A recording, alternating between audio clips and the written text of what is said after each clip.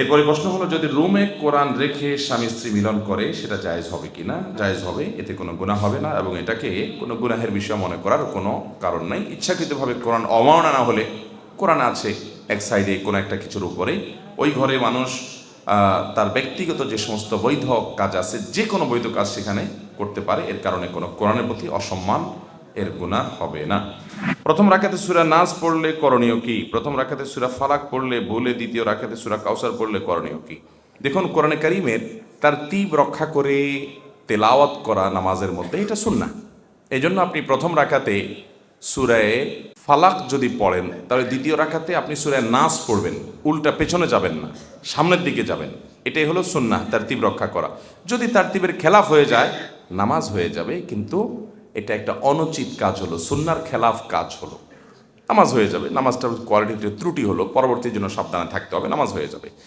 আর যদি কেউ প্রথম রাকাতে সূরায়ে নাস পড়ে বসে আছে, কুল আউযু বিরাব্বিন নাস, এরপরে সূরা কি? সূরা নাসের পরে সূরার নাম কি? আর সূরাই নেই, নাম থাকবে কোত্থেকে? তো এখন প্রথম রাকাতে বেচারা নাস পড়ে বসে আসছে, বা দ্বিতীয় রাকাতে কি করবে?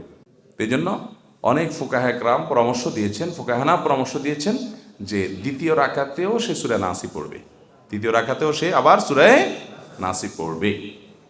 অতএব এর মাধ্যমে তার নামাজ হয়ে যাবে, কিন্তু ইচ্ছাকৃত এরকম করবে না। এটা হতে পারে কখনো অনিচ্ছাকৃত হয়ে গেছে, হ্যাঁ, তাহলে কোনো অসুবিধা নেই, নামাজ হয়ে যাবে। ছোট শিশু পেশাব করে দিলে গোসল করতে হবে কিনা? ছোট শিশু যদি কোনো কাপড় চোপড়ে পেশাব করে দেয়, তাহলে সেই কাপড় যেই জায়গায় লেগেছে ওই জায়গা আপনি ধুয়ে ফেলবেন। আপনার কোলে পেশাব করছে, রানে পেশাব লাগছে, তাহলে রানটা ধুয়ে ফেলবেন, বাস, পাক হয়ে গেল। গোসল করা জরুরি না।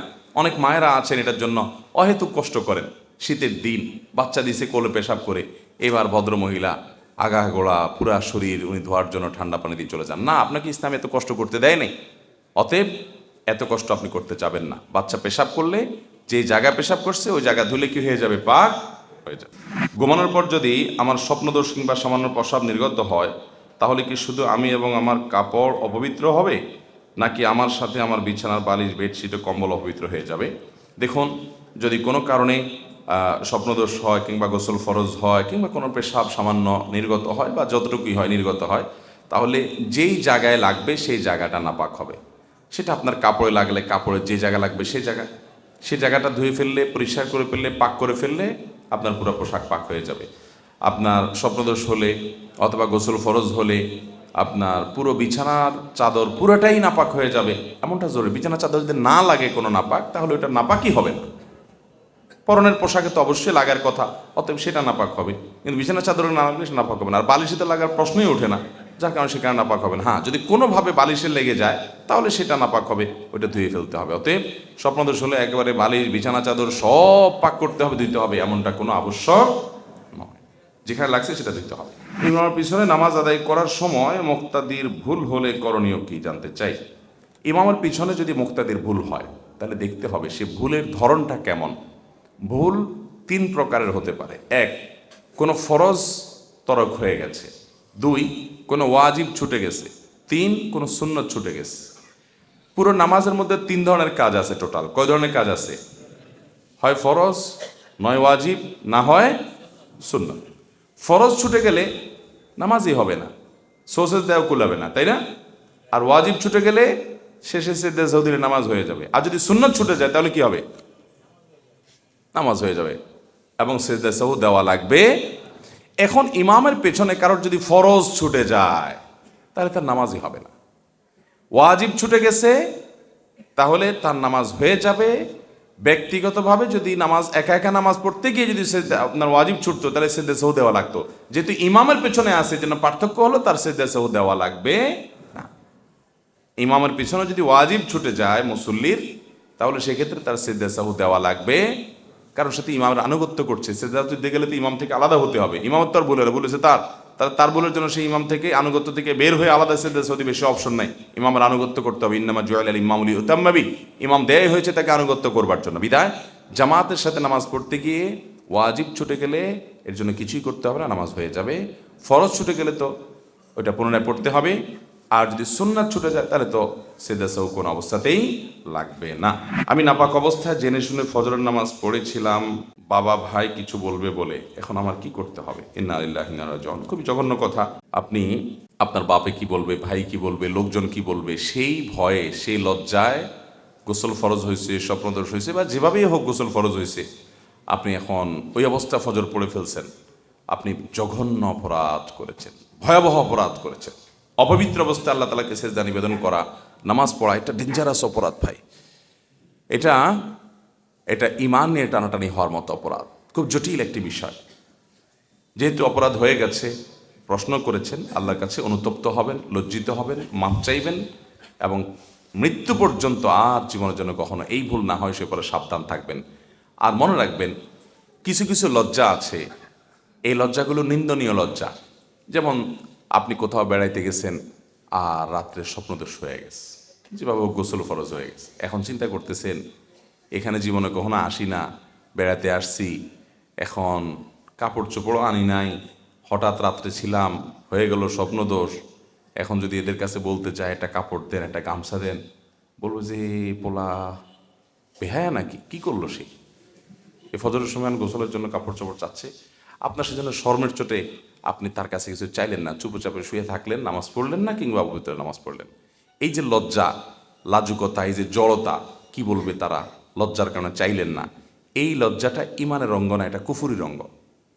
যে লজ্জাটা আপনাকে পাপের কাজ থেকে বাঁচায় তো নাই, বরং পাপের কাজ করায় আপনাকে দিয়ে, ওই লজ্জাকে জয় করতে হবে। ওইটা লজ্জা না, এখানে সাহসিকতার পরিচয় দিতে হবে। এটাকে সৎ সাহস বলে। সে যা মনে করে করুক, ওনারা যা মনে করে করুক, আমার ইমান, আমার নামাজ, আমাকে ফরজ নামাজ পড়তেই হবে, এটা কোনো অবস্থাতে কম্প্রোমাইজ নাই। নামাজ এমন এক বিষয়, যুদ্ধের ময়দানে, রণাঙ্গনে পর্যন্ত সলাতুল খৌফ পড়তে হবে, এক রাকাত করে ভেঙে ভেঙে নামাজ পড়বে প্রয়োজনে, তারপরও নামাজ পড়তে হবে। কারোর সতর ঢাকার মতো কিচ্ছু নাই, ওই অবস্থায় নামাজ পড়তে হবে। ক্যাবলা কোন দিকে জানে না, আন্দাজ করে পড়তে হবে। নামাজ মাপ নাই, দাঁড়ায় পড়তে পারে না বসে, বসে পড়তে পারে না শুয়ে, শেষ যতক্ষণ আছে নামাজ মাপ নাই। এত গুরুত্বপূর্ণ বিষয় ইসলামে। সব বিষয়ের বিকল্প আছে, নামাজের কোনো বিকল্প নাই। নামাজের বিকল্পই নামাজ, নামাজ ছাড়া কোনো উপায় নাই। অতএব আমার ফরজ নামাজ পড়তে হবে, গোসল ফরজ হয়ে গেছে, অপবিত্র অবস্থায় নামাজ পড়া জায়েজ নাই, বিধায় আমাকে তাদের কাছ থেকে যে কাপড় নিতে হবে, গামছা নিতে হবে, তারা জেনে যাবে, জেনে যাক, কিচ্ছু আসে যায় না। হ্যাঁ, একটু লজ্জা লজ্জা লাগবে, লাগুক, এই লজ্জাকে জয় করতে হবে। এটাকে বলা হয় সৎ সাহস। এটাকে বলে কি? এটাকে বলে সাহসী। আমার দেশে তো এখন সাহসীর সংজ্ঞা ভিন্ন। কোনো মহিলা কাপড় চোপড় খুব বেশি শর্টকাট করে ফেললো বা একদম খুলে ফেললো আর কি মনে করেন, তো পত্রপত্রিকা লেখে সাহসী নারী, এনের নারী সাহসী আপনার ভূমিকা অবতীর্ণ, সাহসী অভিনয় করেছে। সাহস হলো এখন কাপড় চোপড় খুলে ফেলা। বেহায়া হয়ে গেলে তার নাম কি? সাহসী। যে নির্লজ্জ হওয়ার মতো সাহস করছে সে, এটার সাহসী নাম দিছে। আসল সাহসী হলো ওই যুবক, যে যুবক ফজরের সময় গোসল করতে গিয়ে কেউ টের পেয়ে যাবে, ফরজ হয়ে গেছে গোসল, স্বপ্নদোষ হয়ে গেছে, তারপর সে কোনো হেজিটেশন করে না, আল্লাহর ফরজকে অগ্রাধিকার দিয়ে কে কি বললো এতে পাত্তা না দিয়ে সে আল্লাহর বিধানকে মেনে চলে। এই হলো আসল সাহসী। অতএব আসল সাহসী হবেন তো ইনশাআল্লাহ। আল্লাহ আমাদেরকে তৌফিক দান করুন। আমি একজন 16-17 বছরের যুবক। আমি নামাজ ভঙ্গের কারণ জানি, রোজা ভঙ্গের কারণ জানি, কিন্তু ঈমান ভঙ্গের কারণ জানি না। দয়া করে আপনার কাছ থেকে উত্তর চাই। দেখুন, এ বিষয়ে বারবার বিভিন্ন সময় আমরা কথা বলেছি। খুব সুন্দর কথা। একজন বয়সে তরুণ যুবক, একেবারে তারুণ্যের শুরুতে আছেন, এরকম একজন যুবক জানতে চেয়েছেন। এটা প্রশংসার যোগ্য যে ঈমান ভঙ্গের কারণ আসলে আমরা জানি না, এটা জানা দরকার আমাদের। ঈমান কি ভাঙে নাকি ভাঙে না? মস্কারের লোকজনের ঈমান ভাঙে? আপনাদের জীবনে ঈমান ভাঙছে যাদের, একটু হাত তোলেন তো, যে ঈমান ভাঙছিল। কিও একটু আগে বললেন ভাঙে, এখন হাত তুললেন না। হ্যাঁ, অজু ভাঙে? আপনাদের মস্কারিতে অজু ভাঙে না এক অজুতে চলে সারা লাইফ? ভাঙে। এখন যদি বলি কার কার অজু ভাঙছে গত 2-4-5 দিনের মধ্যে, তো সবাই হাত তুলবেন। হ্যাঁ, অজু তো ভাঙছেই, কাল রাত্রিতে ঘুমাইছি অজু ভাঙছে, পেশাব করছি অজু ভাঙছে, পায়খানা করছি অজু ভাঙছে, আমরা সবাই জানি, ঠিক না ভাই? তাহলে ঈমান ভাঙছে কি না এই বিষয়ে প্রশ্ন করলে উত্তর পাওয়া যায় না। ঈমান ভাঙে কেমনে এটাই তো জানি না, তা হাত তুলব কি? দেখুন, কেউ যদি ঈমান আনার পর শিরকে লিপ্ত হয় তাহলে ঈমান ভেঙে যায়। শিরকে লিপ্ত হলে কি হবে? আপনি ঈমান এনেছেন, এরপরে কোনো দরবারে গিয়া ওই দরবারওয়ালার কাছে ধর্ণা দিছেন, শিরক করলেন, ঈমান ভেঙে যাবে। ওই দরবারওয়ালাকে আল্লাহর স্থলাভিষিক্ত, আল্লাহর পাওয়ারফুল, আল্লাহর মতো মনে করলেন, আল্লাহর পর্যায়ে নিলেন। এমনকি কোনো নবী রাসূলকেও যদি আল্লাহর পর্যায়ে নিয়ে যান, যেমন ঈসা আলাইহিস সালামকে, মারিয়ামকে এবং ওজায়েরকে ইহুদি নাসারারা আল্লাহর পর্যায়ে নিয়ে গেছে এবং আল্লাহর পরিবারভুক্ত ইত্যাদি বলে তারা কুফরি করেছে, তারা ঈমান হারা হয়ে গেছে। অতএব কেউ যদি আল্লাহর সম্পর্কে ত্রুটি করে শিরকে লিপ্ত হয়, আল্লাহর কোনো পার্টনার সাব্যস্ত করে, সাবধান থাকতে হবে শিরক থেকে। এই জন্য যে আমল যা করি না করি, ওই যে আজকে আলোচনা বললাম, শিরক করবেন তো আমল বরবাদ হয়ে যাবে। সেজন্য শিরক থেকে বেঁচে থাকতে হবে। কোনো কিছুর দরকার কার কাছে চাইবেন? ইদা সাআলতা ফাসআলিল্লাহ ওয়া ইদা ইসতাআনতা ফাসতাঈন বিল্লাহ। যখন কিছু চাইবা আল্লাহর কাছে চাইবা, যখন সাহায্য চাইবা আল্লাহর কাছে চাইবা। এই জন্য আমরা নামাজে প্রত্যেক রাকাতে বলি ইয়াকা না'বুদু, আল্লাহ আপনার কাছে আপনারই ইবাদত করি আর আপনার কাছেই সাহায্য চাই, আর কারোর কাছে না। তো আপনি যে মাজারে দৌড়ান, কোনো পীর সাহেবের হাতে পাওয়ার আছে মনে করে তার কাছে গিয়া সব দেন, তার কাছে পাওয়ার আছে? আরে সে নিজেই তো আল্লাহর গোলাম, তার কাছে কোথায় যাচ্ছেন? আপনি চাবেন মালিকের কাছে, গোলামের কাছে কেন চাচ্ছেন?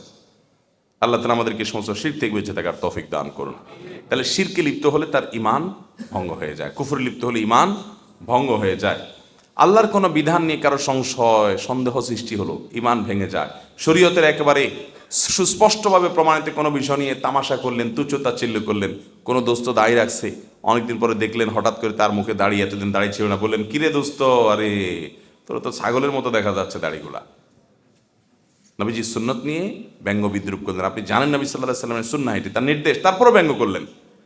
অনেকদিন পরে কোনো মেয়ে তার বান্ধবীকে দেখেছে যে সে বোরকা পরে, হিজাব পরে, নেকাব পরে, পর্দা পশিদার সাথে চলে। আগে সে খোলামেলা চলতো, পর্দা পশিদা মানতো না, ফাসিকি জিন্দেগি করতো, যাপন করতো। এখন সে পর্দা করে। দেখার পরে বললেন কিরে কি ব্যাপার, ভূতের মতো দেখা যায় দেখি। ব্যাস হাসি মুখে বলে ফেলছেন, মনে করছেন রসিকতা করছেন। সব জিনিস নিয়ে রসিকতা করা যায় না। শরীয়তের কোনো বিষয় আপনি নিজে মানতে পারেন না, এর কারণে আপনি ইমানদার হারা হবেন না। কিন্তু আরেকজন মানে, তার নিয়ে তাচ্ছিল্য করলেন, ব্যঙ্গ করলেন, ইমান নষ্ট হতে পারে। এরকম অনেক বিষয় আছে ইমান ভঙ্গের কারণ। আল্লাহ আমাদেরকে বোঝার তৌফিক দান করুন। অনেকে বলে রাতে আয়না দেখা ভালো না, তাকে আদৌ সত্য কোরআন হাদিসের যুক্তি পেশ করুন। এটা কোনো আয়না ব্যবসায়ী মাসালাটা বাইর করছে মনে হয়। ভাঙা আয়নায় মুখ দেখলে ক্ষতি হবে, যাতে করে আয়নাটা ফেলা দিয়ে আরেকটা নতুন কিনে, এরকম কোনো কুমতলবে কোনো আয়নার দোকানদার এরকম মাসালাটা সালা বাইর করছে মনে হয়। কোরআন হাদিসে এরকম কোনো কথা নাই যে ভাঙা আয়না মুখ দেখলে সমস্যা হবে অথবা রাতের বেলা আয়না দেখলে অসুবিধা হবে। আমি মাঝে মধ্যে চিন্তা করি, কিছু কিছু বানোয়াট মাসআলা আমাদের সমাজে কোত্থেকে আসলো। মনে হয় কোনো মুরব্বীরা ভালো উদ্দেশ্যে হাদিসগুলো বানাইছে। উদ্দেশ্য যদি ভালো হয় হাদিস বানানো জায়েজ হবে? মান কাযিবা আলাইয়া মুতাআম্মিদান ফালিয়াতাবাওয়া মাকআদাহু মিনান নার। নবীজি বলেছেন, আমার নামে কেউ যদি মিথ্যা কথা বলে, ইসলাম বলে নাই সে নিজে থেকে বানায় বলল, সে যেন জাহান্নামের টিকেটের রিজার্ভেশন করে নিল। এরকম ভয়ঙ্কর একটা ব্যাপার। তো আমাদের দেশে দেখা যায় যে ওরকম অনেক কথা আছে। ধরেন একটা আছে রাতে নখ কাটা ঠিক না, শুনছেন আপনারা? ভাঙা আয়না মুখ দেখা ঠিক না, ভাঙা প্লেটে খানা খাওয়া ঠিক না, রাতের বেলায় বা প্লেটের পানি বাহিরে ফেলানো ঠিক না। এসব ঠিক না ঠিক না ঠিক না যে বলছে, হাদিস কোরআনে কোথাও এটা নিষেধ করে না। কিন্তু এই ঠিক না আসলো কোত্থেকে? আমি চিন্তা করে মাঝে মধ্যে এটার উত্তর পাই। আমার কাছে মনে হয়, আমার ভেতর থেকে উত্তর আসে এটা যে মনে হয় কোনো সময় মুরব্বীরা মনে করছে রাতের বেলায় পোলাপান নখ কাটতে গিয়ে অন্ধকারের মধ্যে, আগে যুগে আপনার বিদ্যুৎ ছিল না, আপনার হারিকেন মোমবাতি বা চেরাগের লাইটে, নিবু নিবু লাইটে নখ কাটতে গিয়ে আঙ্গুল কেটে ফেলতে পারে পোলাপান। এই জন্য মাসালা বাইর করছে রাতে নখ কাটা ঠিক না। বুঝতে পারছেন? তারপরে যায় আপনার রাতে যদি পানি ফেলেতে যায়, তো এখন তো আর ফকফকা লাইট তখন ছিল না, অন্ধকার ছিল সব। দেখা গেল কেউ আসতেছে, তার গায়ে পানি পড়তে পারে। এই জন্য একটা মাসালা বাইর করে দিল যে রাতে পানি ফেলানো ঠিক না। এই যত ঠিক না আছে এগুলো সব সৎ উদ্দেশ্যে হাদিসগুলো বানাইছে হয়তো কেউ বা কারা, কিন্তু এগুলো কোরআন হাদিসে এই যেগুলো বললাম এগুলো নাই। এগুলোর উপর আমাদের সাবধান থাকতে। হ্যাঁ, ভাঙা প্লেটে আপনি খাবেন না, সেটা হয়তো এই কারণে হতে পারে যে ভাঙা জায়গাতে জীবাণু থাকতে পারে, পরিষ্কার ভালো করে হবে না, এই জন্য আপনি না খাইতে পারেন। সেটা স্বাস্থ্যগত বিষয়, শরীয়তের কোনো সে এখানে নাই, নিষেধ করে নাই। এখন কোনো প্লেটের দোকানদার যদি ফতোয়া বানাই দেয় যে ভাঙা প্লেটে খাবেন না, ওটা ফালে দিয়ে নতুন আরেকটা কিনবেন, তাহলে এটা তো ধান্দা হবে, বদমতলব হবে। বিধায় সমস্ত কথা কোরআন হাদিস দ্বারা প্রমাণিত নয়। রাত্রের ঘুম যাওয়ার পর রুমে ভয়ঙ্কর শব্দ শুনি, তারপর নড়াচড়া করতে পারি না, করণীয় কি? অনেকের এটা হতে পারে। রাতে আপনি বিকট আওয়াজ শুনলেন। অনেক সময় দেখা যায় অনেকে অভিযোগ করে যে রাতে ঘুমায় আসি, টয়লেটে কোনো মানুষজন কেউ নাই, কিন্তু পানির শব্দ পুরা ফুল ভলিউমে, আপনার টেপ ছাড়া, পুরা টেপ ছেড়ে দেওয়া, সসর করে পানি পড়তেছে, মানুষ কেউ নেই, দরজা খুলে দেখি কেউ নেই, কই কোনো আওয়াজও আর নেই। এরকম অসুবিধা হয়। এগুলোকে ডাক্তাররা, মানসিক চিকিৎসকরা নানা রকমের ব্যাখ্যা করবেন। অনেক ক্ষেত্রে তাদের ব্যাখ্যা সঠিক হতে পারে, কিন্তু একটা কথা মনে রাখবেন, জিনের অস্তিত্বকে এখনো পর্যন্ত বিজ্ঞান স্বীকার করে নাই, কিন্তু জিনের অস্তিত্ব আছে। কোরআনে কারিমে সূরা জিন এবং অন্যান্য জায়গায় আল্লাহ তাআলা জিনের অস্তিত্বের কথা বলেছেন, যাদেরকে আমরা দেখি না। মানুষের মতো এরকম আরেকটা সৃষ্টি আছে যারা বাতার সাথে মিশতে পারে, যারা কোনো জায়গায় আছে আমরা তাদেরকে দেখি না। এরকম জিনের অস্তিত্ব নিয়ে আজকে এখানে একজন মেহমান আসছেন, নাহিদ ভাই নাম, ইঞ্জিনিয়ার নাহিদ ভাই, ওই যে মুজাহিদ ভাই চিনে। এই ভদ্রলোকের বাসায় জিনের উপদ্রব হয়েছে। উনি বলেন যে ভাই, আমরা সবাই বসে আছি, ফ্রিজ থেকে একটা ডিম হঠাৎ করে আমাদের ডাইনিংয়ের উপর থেকে ধপাস করে ছেড়ে দিস, কোনো মানুষজন দেখি না, কিন্তু ছেড়ে দিস। ওনার ওয়াইফ, উনি নিজে বুয়েট পড়ুয়া, আরেক ইঞ্জিনিয়ার, স্বামী স্ত্রী দুজন ইঞ্জিনিয়ার। ভাবির বক্তব্য ওনার মাধ্যমে জানলাম আমরা, বলে যে কোমড়া কেটে ফালি করে দুই পাশে রাখছি, এরপর এক টুকরারে আবার অর্ধেক পাশের টুকরা হাত দিয়ে দেখি নাই, গায়েব হয়ে গেছে, কোনো মানুষজন নাই ওখানে। এগুলোর কি ব্যাখ্যা করবে আমাদের বিজ্ঞান বলেন? মানসিক রোগী তো, মানসিক রোগী কতজনকে বানাবেন আপনি? এই জন্য আল্লাহর অস্তিত্বের ব্যাপারে যদি কারোর পরিপূর্ণ ঈমান আনার ব্যাপারে কোনো ঘাটতি থাকে, শুধু ঈমান আনতে চায়, আল্লাহর অস্তিত্বের ব্যাপারে যদি কারোর ঈমানের ঘাটতিকে দূর করতে চায়, জিনের অস্তিত্ব সম্পর্কে একটু জানার চেষ্টা করলেই হবে। আমাদের যে সমস্ত বন্ধুরা বিজ্ঞানকে ওহি মনে করে না, বিজ্ঞান জিনের অস্তিত্বকে অস্বীকার করে, এই জন্য আমরা অস্বীকার করলাম, আমি তাদেরকে বলবো, ঠিক আছে, আপনি এখানে একটা চ্যালেঞ্জ নেন। বহু জিনে ধরা রোগী এবং জিনের উপদ্রব পৃথিবীতে বা আমাদের দেশে বহু শত শত ফ্যামিলিতে আছে। আপনি একটু যাওয়ার চেষ্টা করেন এবং আপনি নিজে ফিল করার চেষ্টা করেন জিনের অস্তিত্ব আপনি আঁচ করতে পারেন কিনা। আমি তো হলপ করে বলতে পারবো যে আপনি আঁচ করবেন, আর যখন আঁচ করবেন তখন আপনি নিজে বিশ্বাস করবেন। একজন বয়স্ক মানুষ বা অনেক সময় দেখা যায় 12-14 বছরের বয়স্ক বাচ্চা ওই বাঁশ গাছের আগায় উঠে বসে থাকে, বলেন বিজ্ঞান কি ব্যাখ্যা করবে? যারা দেখতেছে তাদের চোখের সমস্যা, মানসিক রোগী কয়জনের মানসিক রোগ, পুরো গ্রামের মানুষ দেখতেছে, আবার নিচে নেমেও আসতেছে। হয় কি হয় না এগুলো?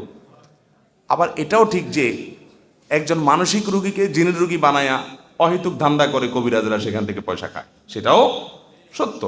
অতএব ওইটার কারণে আপনি জিনের অস্তিত্বকে অস্বীকার করতে পারেন না।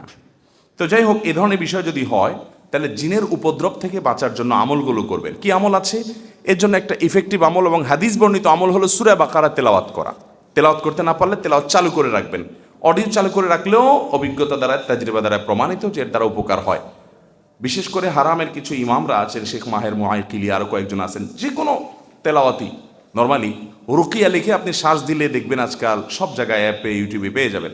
আপনি চালু করে রাখেন, ইনশাআল্লাহ দুষ্ট জিনের উপদ্রব থেকে বাঁচতে পারবেন। এছাড়া দুষ্ট জিন বা শয়তানের উপদ্রব থেকে বাঁচার জন্য বাসা ঢোকার সময় বিসমিল্লাহ বলে ঢুকবেন, বের হওয়ার সময় বিসমিল্লাহ বলে ঢুকবেন, সালাম দিয়ে প্রবেশ করবেন। শুধু আপনি না, যতজন ঢুকবে ততজন। কারণ হাদিসে আসছে, কেউ বাসায় ঢুকতে গেলে তার সাথে সাথে শয়তান আসে। সে যখন বিসমিল্লাহ বলে ঢুকে, শয়তান বলে লা মাবিত লাকুম, আজকে এই বাসায় আর থাকার সুযোগ না, ঢুকার সুযোগ পাইলাম না। আর বিসমিল্লাহ বলতে ভুলে গেলে তার সাথে ঢুকে পড়ে। ঠিক একইভাবে টয়লেট, এটা হলো শয়তানের একটা বড় আস্তানা। এই জন্য টয়লেট সবসময় বন্ধ রাখতে হয়। দেখেন আধুনিক সভ্যতা টয়লেট আমাদের ঘরের ভিতর দিয়ে দিছে, আমরা বলি কি সুন্দর লাইফ, বিছানার পাশেই টয়লেট। কয়দিন পরে হয়তো বিছানার উপরেই টয়লেট থাকবে, হয়তো সেই তথ্য প্রযুক্তি আসবে। তো আর আগে এক সময় টয়লেট থাকতো অনেক দূরে, বাথরুম থাকতো অনেক দূরে ঘর থেকে, ঠিক না? আমরা মনে করি যে এরা খ্যাত ছিল, পয়সা করে ছিল না, বুদ্ধিশুদ্ধি ছিল না, নাহলে টয়লেট তো ঘরের ভিতরে দেওয়া যায়। দেখেন, এটা কোনো নাজায়েজ গুনাহ না। আমি বলতেছি যে টয়লেট এটা শয়তানের আখড়া, দুষ্টজিনের আখড়া। এই জন্য এই টয়লেট আপনার বাসা বাড়িতে থাকুক, কিন্তু এটার দরজা আপনি বন্ধ করে রাখবেন। এবং বাসা বাড়িতে পেশাব, নোংরা জিনিস যদি থাকে, অনেক সময় ময়লা, রান্নাবাড়ার ময়লাও দিনকে দিন পড়ে থাকে অনেকের বাসায়, না, এগুলো খুব দ্রুত ফেলে দিবেন। এবং পেশাবের দুর্গন্ধ যেন না থাকে, তারপরে কোনো ছবি ইত্যাদি টাঙানো যেন না থাকে, হারাম কোনো কিছু যেন না থাকে। এগুলো যদি আপনি বেঁচে থাকতে পারেন এগুলো থেকে, ইনশাআল্লাহ দেখবেন শয়তানের উপদ্রব কমে গেছে। কোরআন তেলাওয়াত বাসা বাড়াবেন, জিকির বাড়াবেন, সকাল সন্ধ্যার আমলগুলো করবেন, এবং স্পেশালি সূরা বাকারা তেলাওয়াত চালু করে রাখলে দুষ্টজিনের উপদ্রব থেকে বাঁচা যায়। আল্লাহ তাআলা হেফাজত করুন। এছাড়া অন্য কোনো সমস্যা আছে সেটা জানার চেষ্টা করবেন। আমাদের সমাজে অনেকের কবরস্থানের জায়গা নেই, কবর কেনার মতো তাদের সামর্থ্য নেই। অতঃপর তাদের মধ্যে কেউ যদি মারা যায়, তাহলে শোকের উপর আরও কষ্ট পান। সেক্ষেত্রে সমাজ যাদের কবরস্থান আছে তারা যদি জায়গা না দেন, তাহলে কি তাদের গুনাহ হবে? অবশ্যই গুনাহ হবে। শুধু গুনাহ না, গোটা সমাজের সবার গুনাহ হবে। কারণ কোনো মানুষ যখন মারা যায়, ওই লোকটাকে জানাজা, গোসল, কাফন দাফন করা এটা ফরজে কেফায়া। পুরো এলাকার কেউ যদি না করে তাহলে সবাই গুনাহগার হবে। হতে পারে একজন মানুষ মারা গেছে, তার কোনো নিজস্ব কবর দেওয়ার মতো জায়গা নেই, এই জন্য এলাকাবাসীর তরফ থেকে গণ কবরস্থান, সবার জন্য কবরস্থান এটা নির্মাণ করা, এটা ফরজে কেফায়া। এটা যদি না থাকে এবং গরিবের কবর দেওয়ার মতো ব্যবস্থা না থাকে বা কেউ না দেয় কবর, তাহলে গুনাহগার হবে পুরো এলাকাবাসী। হ্যাঁ, কেউ একজন সবার পক্ষ থেকে দিয়ে দিছে, তাহলে সবাই গুনাহমুক্ত হয়ে যাবে, দায়মুক্ত হয়ে যাবে। এই জন্য কবরস্থানের উদ্যোগ মসজিদ যেরকম পুরো এলাকাবাসীর তরফ থেকে হওয়া উচিত, কবরস্থানের উদ্যোগও পুরো এলাকাবাসী থেকে হওয়া। অনেক এলাকাতে ঈদগাহ আছে, কবরস্থান নাই। ভাই, ঈদগার গুরুত্ব এত নাই, কবরস্থানের গুরুত্ব যত আছে। ঈদের নামাজ তো যা অন্য কারোর জায়গায় দাঁড় করা জায়গাতে পড়লে হয়ে যাবে, কবরস্থান তো সেটা না। এই জন্য প্রতিটা এলাকাতেই কবরস্থান থাকা উচিত। আজকাল আবার পারিবারিক কবরস্থান বাইর হয়েছে, ঠিক না? পারিবারিক কবরস্থান, বিশাল বড় কবরস্থান আছে। আমি কদিন আগে বোধহয় দিনাজপুরের কোনো জায়গায় গেছি, অনেক পয়সা আলা মানুষ বিরাট কবরস্থান করে দিয়েছে এলাকাবাসীর জন্য, মসজিদের এক পাশে। আবার আরেক পাশে আরেকটা ছোট্ট কবরস্থান করছে। আমি বললাম এটা আবার কি? বলে এটা আমাদের ফ্যামিলির জন্য। আমি বললাম মরে কবরে চলে যাবেন ভাই, এখানেও আবার আমাদের ফ্যামিলির কবর, আমরা এখানে শোবো, এটা নেতাদের কবর। এই পাগলামির কোনো শেষ আছে? আল্লাহকুমুত তাকাসুর হাত্তা যুরতুমুল মাকাবির। কবরস্থান পর্যন্ত যাওয়া পর্যন্ত গর্ব, ফখর। এই জন্য গণ কবরস্থানে শোয়াটাই হলো সুন্নাহ। সাহাবীদেরকে দেখবেন, এই যে বাকিউল গারকাত, যেটাকে আমরা জান্নাতুল বাকি বলি, কবরস্থানে দেখবেন কত সাহাবীরা সেখানে শুয়ে আছে সিনিয়র। সেখানে আমরা সাধারণ মানুষ মারা গেলেও কবর পাচ্ছে, সাহাবীরা সেখানে শুয়ে আছে। তাদের কোনো অহংকার না যে আমাকে আলাদা দিতে হবে। হ্যাঁ, নবী রাসূলদের কবরের ব্যাপার ভিন্ন, এবং তাদের সাথে অন্য যাদের কবর অনুমোদিত করা হয়েছে তাদেরটা এক্সেপশন। কিন্তু সাধারণ মানুষ গণ কবরস্থানের ব্যবস্থা করবে, এলাকাবাসী সবাই মিলে কবরস্থানের উদ্যোগ গ্রহণ করবেন, না হলে সবাই গুনাহগার হবেন। আমাদের পৌরসভার শতকরা 70% লোক ভাই বোনের সম্পর্ক নাই, কোরআন হাদিসের পরিণতি কি? জবাব চাই। ভাই বোনের সম্পর্ক নাই মানে কি?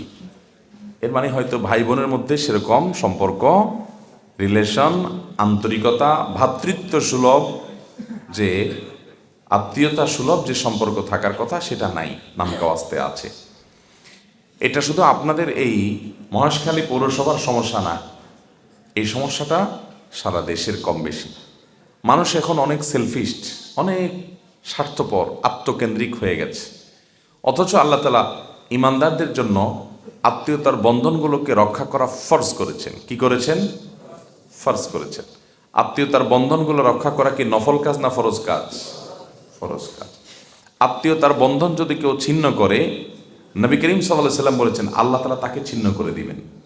যে ব্যক্তি আত্মীয়তার বন্ধনকে জোড়া লাগাবে আল্লাহর ভয়ে, আল্লাহর নির্দেশের কারণে, আত্মীয়ের সাথে আগ বেড়ে মিশতে যাবে, তার সাথে সুসম্পর্ক রাখবে, তার উপকার করবে, তার সাথে কানেক্টেড থাকবে, যোগাযোগ রাখবে, ওই ব্যক্তি আল্লাহ রাব্বুল আলামিন তাকে সংযুক্ত করবেন, তার সাথে আল্লাহ রাব্বুল আলামিন সংযুক্ত হবেন, সংযুক্ত রাখবেন তাকে।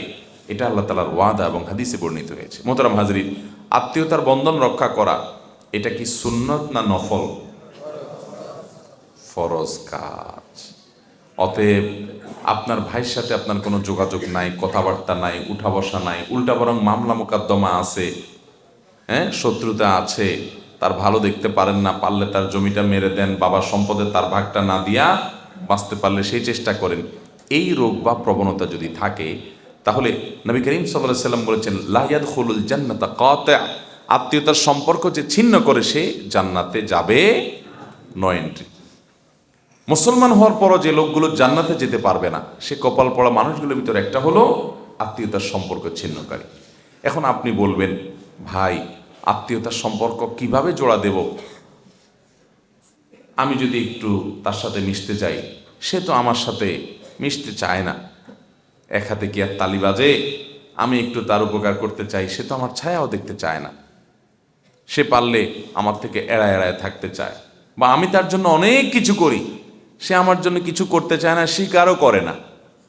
দেখুন, একটা গুরুত্বপূর্ণ বিষয় হলো, আপনি কারোর উপকার করলেন, কাউকে টাকা পয়সা দিলেন, দান দক্ষিণা করলেন, সাধারণত আমাদের অভ্যাস হলো আমরা তার কাছ থেকে স্বীকৃতিটা আশা করি। স্বীকৃতিটা আশা করি যে লোকটার জন্য এত কিছু করলাম, অন্তত সে মুখে স্বীকার করুক যে আমি তার জন্য করছি। এটা আশা করি না আমরা অনেক সময়? সূক্ষ্ম একটা বিষয় হলো, এটাও আপনার লৌকিকতা কিংবা মানুষের কাছ থেকে আপনি বিনিময় আশা করার যে অপরাধ, সেটার মধ্যে সামিল হওয়ার ভয় আছে। আপনি তার কাছ থেকে কোনো ফিডব্যাক আশা করবেন না। দেখুন, অনেক সূক্ষ্ম একটা ব্যাপার কিন্তু। আল্লাহ তাআলা কোরআনে বলেছেন, ওয়ায়ুতআইমুনা আত-তাআমা আলা হুব্বিহি মিসকিনাও ওয়া ইয়াতীমাও ওয়া আসীরা ইন্নামা নুত'iমুকুম লিওয়াজহিল্লাহ লা নুরিদু মিনকুম জাযাআও ওয়ালা শুকুরা। আল্লাহ তাআলা নেককার এবং জান্নাতি লোকগুলোর বৈশিষ্ট্য সূরা দাহরে উল্লেখ করতে গিয়ে বলেছেন, তারা মানুষকে খাদ্য দান করে, মানুষকে দান দক্ষিণা করে, এবং এগুলা করার পর বলে, ইন্নামা নুতইমুকুম লিওয়াজহিল্লাহ, ও ভাই তোমাকে আমি এটা খাওয়াইলাম, দান করলাম আল্লাহকে খুশি করবার জন্য। লা নুরিদু মিনকুম জাযাআ, তুমি এটার বিনিময়ে আমাকে আবার কিছু দিবা, আমি দিলাম তুমিও আমাকে দিবা, এই আশা তো নাই। এমনকি ওয়ালা শুকুরা, তোমার থেকে থ্যাঙ্কসও আমি আশা করি না। তোমার থ্যাঙ্কসও আমার দরকার নাই। আমি থ্যাঙ্কস কার কাছে চাই? আল্লাহর কাছে চাই। খুব সূক্ষ্ম বিষয় কিন্তু। আপনি অনেক উপকার করলেন, লোকটা আপনাকে থ্যাঙ্কসও দিল না, স্বীকারটা পর্যন্ত করলো না, ভাব নিল সে নিজে নিজে সব করছে। আপনি যে এত কিছু করে দিয়েছেন, সে স্বীকারটা পর্যন্ত করতে রাজি না। এরকম লোক আছে না আমাদের সব? যদি সে স্বীকার না করে, তাহলে সে নিজে অপরাধী হবে, কারণ সে নাশকর, সে অকৃতজ্ঞ। কিন্তু আপনি স্বীকারের আশা করবেন না। অনেকে আছে, না ওর জন্য আর কিছু করবো না, এত কিছু করলাম, নিমক গরম, স্বীকারই করে না, তাহলে ওর জন্য আর কিছু করবো না। এরকম আমরা করি কি করি না? তো ওর কাছ থেকে স্বীকারের আশা যদি আপনি করেন, তাহলে আল্লাহর কাছ থেকে কি বিনিময় পাবেন? আল্লাহর কাছে বিনিময় চাবেন, আর কোনো ফিডব্যাক চাইবেন না, কিচ্ছু চাই না, শুধু আল্লাহর কাছে বিনিময় চাই। তার কাছ থেকে থ্যাঙ্কসটা পর্যন্ত আশা করি না। যা চাওয়ার সব কার কাছে চাই? আল্লাহর কাছে। এটা বলা হয় ইখলাস। ভাই, ইখলাসের একটা মজা আছে, আজীব এক স্বাদ আছে। আপনি আপনার ভাই, আপনার বোন, তার বাচ্চাদেরকে হাদিয়া তোফা দেন, সারা বছর দেন, প্রতি বছর ঈদের দেন, তারা আপনার বাচ্চার দিকে সে তাকাইয়া দেখেও না, দেয়ও না, আছে তাও দেয় না। মানুষ হিসেবে কষ্ট লাগবে, এটা স্বাভাবিক, যে আমি এত দেই, ও একবারও দেয় না। আমার অভাব নাই, কিন্তু এটা দেখ না আমার বাচ্চাটা, আমার তো ভালো লাগে, দেয় না সে।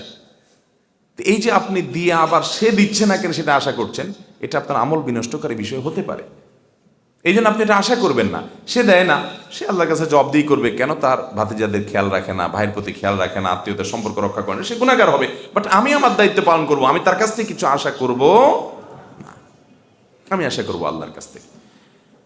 এই পলিসি যদি মাথায় রাখেন এবং এই মূলনীতি যদি আপনি অনুসরণ করেন, তাহলে দেখবেন আত্মীয়তার সম্পর্ক রক্ষা করা আপনার জন্য ইজি হয়ে গেছে, সহজ হয়ে গেছে। শয়তান আপনাকে আত্মীয়তার সম্পর্ক থেকে নড়াতে পারবে না। আর না হলে শয়তান আপনাকে কুবুদ্ধি দিবে, আরে তুমি এত কিছু করো, ও তো স্বীকারটা পর্যন্ত করে না, তুমি এত কিছু করো, ও একটু কিছু করুক।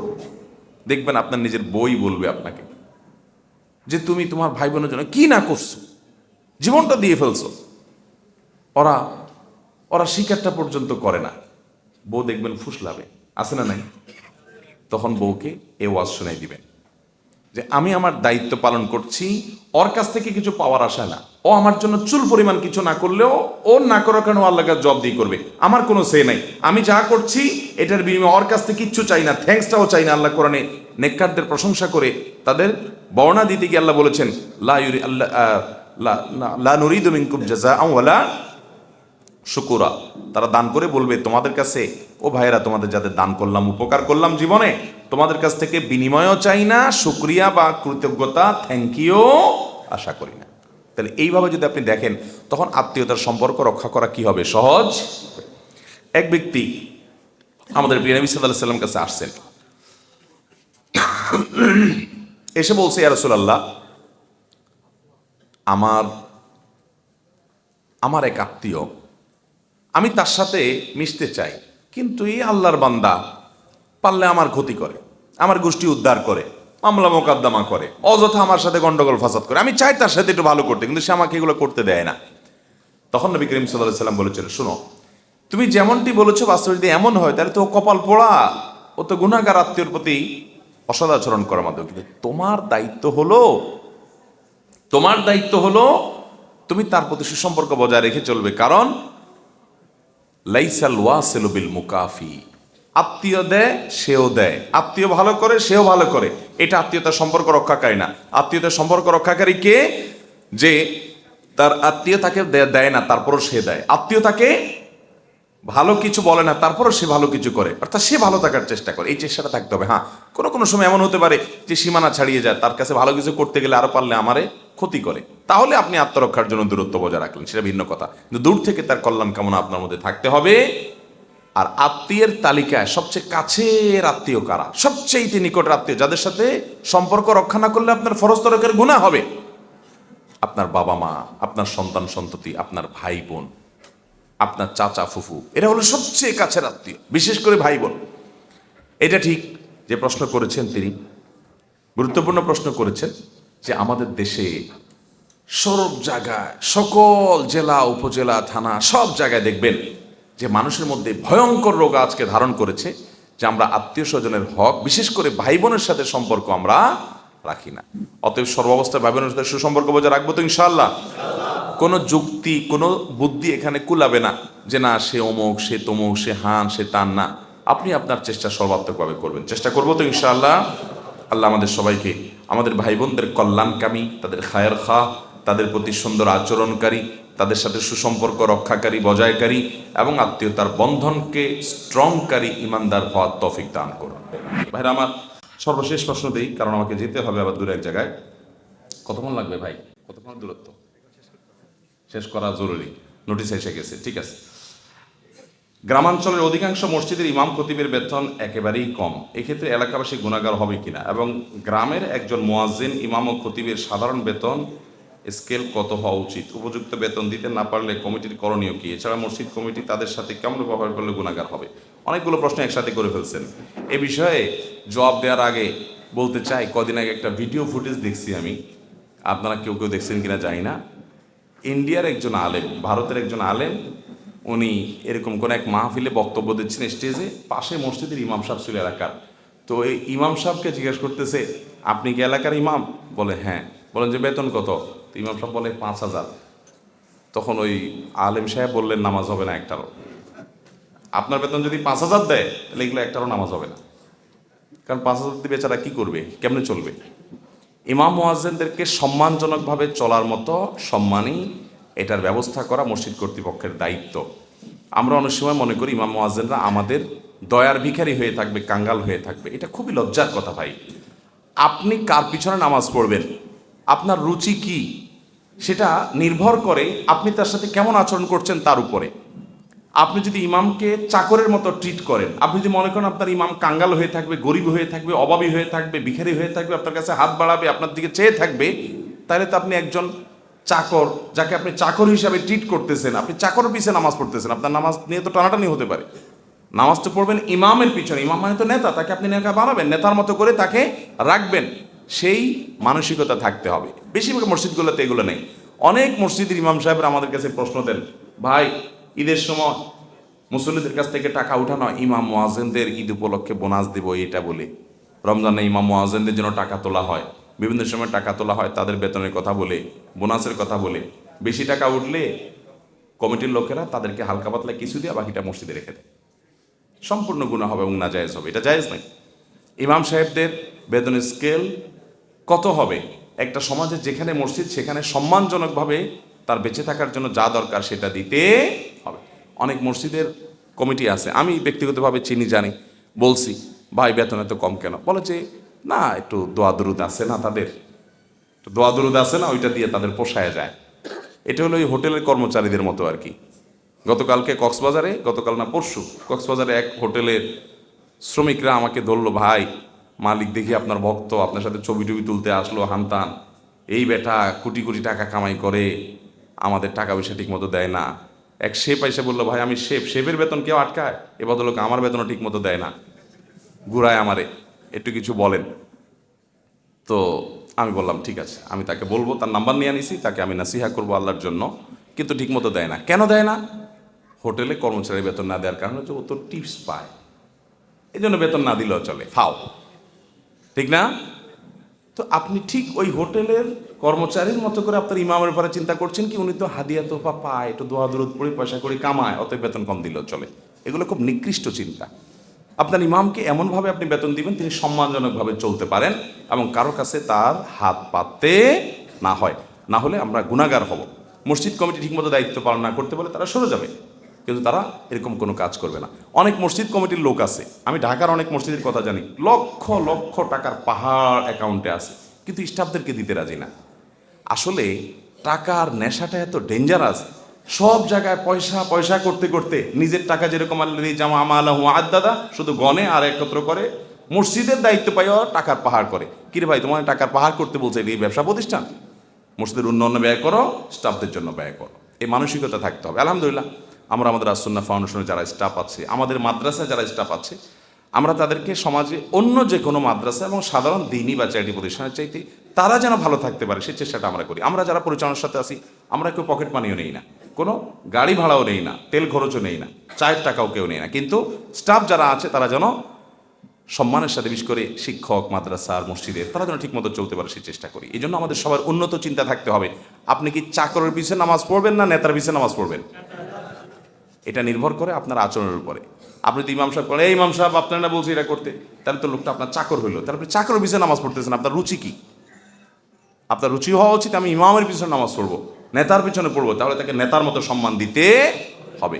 শুধুমাত্র ইলিম আছে তার কাছে, বেচারা হয়তো সদ্বুদ নাই, আপনার মতো এত শেয়ানা পাবলিক নাই, একটু সহজ সরল, কিন্তু লোকটার মধ্যে ইলিম আছে, সে আপনার চাইতে আল্লাহর কাছে অনেক বেশি মর্যাদাবান। ইয়ারফাইল্লাহুল্লাযীনা আমানু মিনকুম ওয়াল্লাযীনা উতুল ইলমা দারাজাত। ইমানদারদেরকে আল্লাহ অনেক মর্যাদা দিয়েছেন, কিন্তু যাদের ইলম আছে, আলেম, তাদের মর্যাদা অনেক বেশি। আল্লাহ তাআলা আমাদের সবাইকে ওলামা ইকরামের মর্যাদা দেওয়ার তৌফিক দান করুন, মসজিদের ইমাম সাহেবদের হক আদায় করার তৌফিক দান করুন। আমরা অনেকগুলো কথা শুনলাম, জানলাম, বললাম।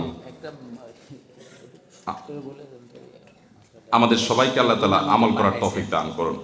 সভাপতি সাহেব একটা প্রশ্ন নিয়ে আসছেন। ও বুঝছি, আপনাকে আরেকজনে পাঠাইছে না প্রশ্ন, আবার তো এমন প্রশ্ন বলে ফেললে আপনি ফাঁসে যাবেন। বসেন। রাতে ঘুমার সময় পবিত্র হয়ে ঘুমার কথা বলা আছে, তাহলে স্বামী স্ত্রী সহবাস করার কি পবিত্র থাকবে কিনা? ঘুমের সময় আপনি পবিত্র হয়ে ঘুমাইছেন, বাস আমল হয়ে গেছে। তো ঘুমের পর তো পবিত্র হয়ে যাবেন, কারণ ঘুম যখন এসে যাবে তখন উযু থাকবে? ঘুম যখন এসে যাবে তখন কি আর উযু থাকবে?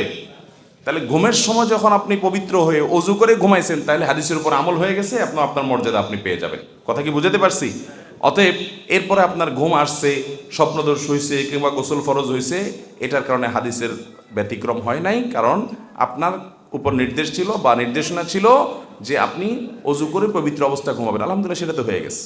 বিদায় এটার জন্য কোনো পেরেশানির কোনো কারণ নাই। আল্লাহ তাআলা আমাদেরকে যা শুনলাম